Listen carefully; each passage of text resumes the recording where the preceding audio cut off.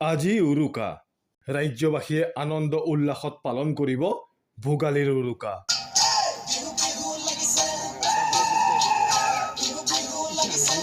কিন্তু এখন গাঁৱত পালন নকৰে ভোগৰ উৎসৱ ভোগালী বিহু।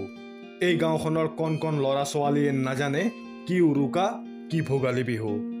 আনন্দ ফূৰ্তিৰ বিপৰীতে মাঘ বিহুৰ দিনা গাঁওবাসীয়ে অনাহৰে থাকি শোক পালন কৰে। উৰুকাৰ দিনাখন ভোজ ভাত খোৱাৰ পৰিৱৰ্তে চাকি বন্তি জ্বলাই উৰে নিশা উজাগৰে কটায়। ৰঙিয়াৰ কেকিৰিকুছিৰ শিশুসকলে নাজানে মাঘ বিহু কিদৰে পালন কৰা হয়। ২৬ বছৰ পূৰ্বে উৰুকাৰ নিশা উগ্ৰপন্থীৰ নিৰ্বিচাৰ গুলীচালনাত শিশু মহিলাসহ ১৭ জনকৈ নিৰীহ লোকে প্ৰাণ হেৰুৱাইছিল। ১৯৯৮ চনত ১৩ জানুৱাৰীত উৰুকাৰ নিশা জীয়ৰী বোৱাৰীসকল ব্যস্ত আছিল লাৰু পিঠা বনোৱাত, ডেকা বুঢ়াসকল ব্যস্ত আছিল ভোজ ভাত বনোৱাত। তেনে সময়তে অস্ত্ৰধাৰী দুৰ্বৃত্তৰ নিৰ্বিচাৰ গুলীচালনাই প্ৰাণ লৈছিল ১৭ জনকৈ নিৰীহ লোকৰ।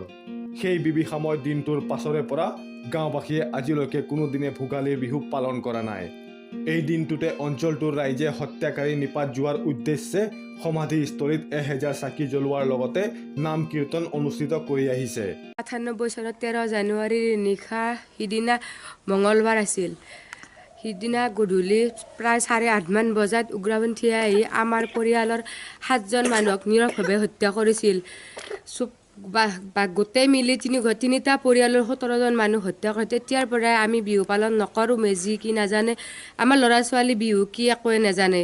আমি সমাধিত চাকি বন্তি জ্বলাই উৰে ৰাতি তাতে কটাই থাকোঁ আৰু লাৰু পিঠা একো নবনাওঁ আৰু আমাৰ ল'ৰা ছোৱালী বিহুৰ বিষয়ে একোৱে নাজানে। এই দিনটো আহি পোৱাৰ লগে লগে গাঁওবাসীয়ে সেই আতংকময় ভয়াৱহ দিনটোৰ স্মৃতিত চকুলো টুকিবলৈ ধৰে। উল্লেখ্য যে মাঘ বিহুৰ উৰুকা নিশা কেকিৰিকুছি গাঁৱৰ ৰাইজে ভোজ ভাতৰ প্ৰস্তুতি চলাই থকাৰ সময়তে হাতে হাতে মৰাণস্ত্ৰ লৈ কেইজনমান উগ্ৰপন্থীয়ে যধে মধে গুলীচালনা কৰিছিল। এই গুলীচালনাত ৪টাকৈ পৰিয়ালৰ মুঠ ১৭জন লোক কৰোণভাৱে মৃত্যুবৰণ কৰিবলগীয়া হৈছিল। ৯৮ চনৰ মাঘ বিহু উৰুকাৰ দিনা নিশা ৮ বজাত আমাৰ ৪টা পৰিয়ালৰ ১৭জন লোকক নীৰৱভাৱে গুলীয়াই হত্যা কৰিছিল। তেতিয়াৰ পৰাই আজিলৈকে আমি সেই উৎসৱটো পালন নকৰোঁ। বিহু পিঠা নাখাওঁ, আমি উজাগৰে থাকোঁ গোটেই নিশাই।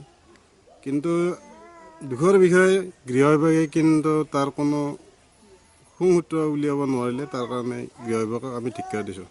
১৩ জানুৱাৰীৰ দিনা নিশা ৮মান বজাত উগ্ৰপন্থীয়ে আমাৰ এই ৪ পৰিয়ালৰ ১৭জনকৈ মানুহক নিৰীহভাৱে গুলীয়াই হত্যা কৰে আৰু সেই দিন ধৰি আজিলৈকে এতিয়া পৰ্যন্ত আমি এই তিথিটোত বিহু পালন কৰা নহয়, পিঠা পনাও খোৱা নহয়, ভোগ ভাতো খোৱা নহয়। সেই সন্দৰ্ভতে আমি সেইদিনাখন আমি শ্বহীদ বেদীত সহস্ৰ বন্তি প্ৰজ্বলন কৰোঁ আৰু উজাগৰে থাকোঁ আৰু নাম কীৰ্তন বা শাস্ত্ৰপাঠ এনেকুৱা কৰি আমি তাৰমানে সেই দিনটো পাৰ কৰোঁ। ৰঙিয়াৰ পৰা মইনুল হকৰ ৰিপৰ্ট, সংবাদ 365।